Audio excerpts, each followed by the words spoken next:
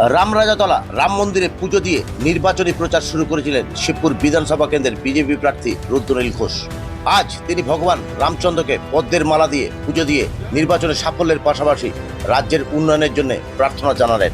এদিন তিনি বলেন, তিনি ভগবানের কাছে প্রার্থনা করেছেন যাতে শিবপুর তথা হাওড়া তথা রাজ্য অন্ধকার মুক্ত, শোষণ মুক্ত।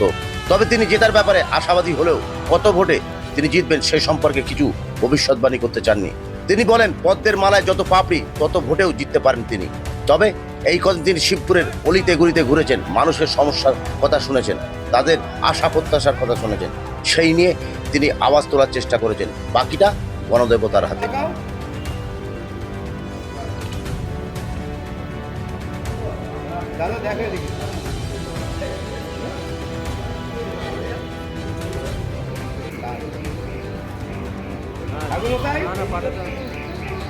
আমরাও তো ছেলে না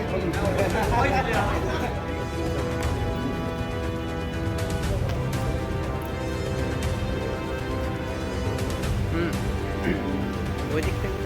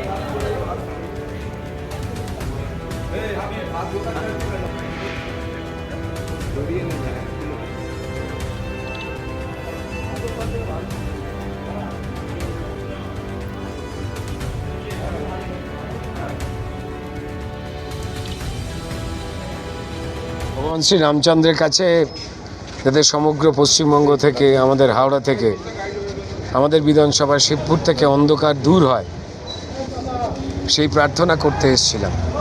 প্রচারের শুরু হয়েছিল আমাদের ছোটবেলার প্রিয় জায়গা, এই ভব্য রাম মন্দির, রামচন্দ্রের পুজো দিয়ে, হনুমানজির পুজো দিয়ে শেষ মুহূর্তে বৃত্ত সম্পূর্ণ হওয়ার সময় তাই হলো।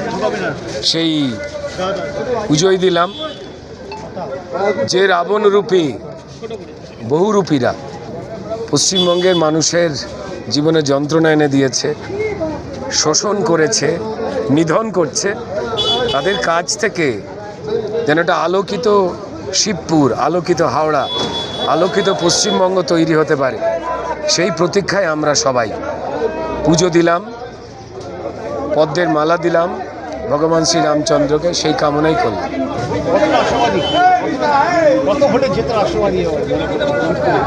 কত ভোটে যেতে, আমি তো মমতা বন্দ্যোপাধ্যায় বা কুণাল ঘোষের মতো বৈজ্ঞানিক নই বা অত বড় জ্যোতিষীও নই।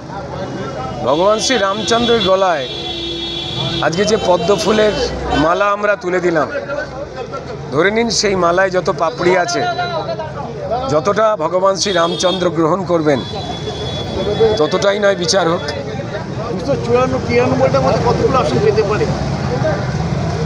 যতটুকু আসন পেলে পশ্চিমবঙ্গ আলোকিত হতে পারে, শোষণ মুক্তি হতে পারে, আমি বা আমরা সেই প্রতীক্ষায় আছি।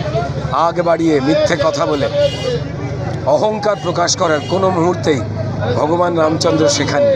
আপনি প্রতিদিনই এখান থেকে পুজো দিয়ে প্রচার শুরু করেছেন, আর আজকে এখানে শেষ করলেন, সমাপ্তি।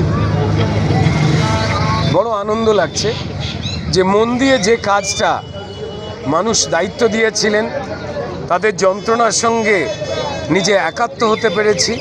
এই মাটির ছেলে হিসেবে যা যা এখানের অলিতে গলিতে মানুষের মনে যে কষ্টগুলো লুকিয়ে রয়েছে সেগুলো চিনতে পেরেছি। লড়াই তার বিরুদ্ধেই হোক সেই আওয়াজ তুলতে পেরেছি। বাকি আমাদের মাটির যারা ঈশ্বর, যারা আমাদের এখানের জনগণ, তাদের উপরেই শেষ বিচারের রায়টা রইল।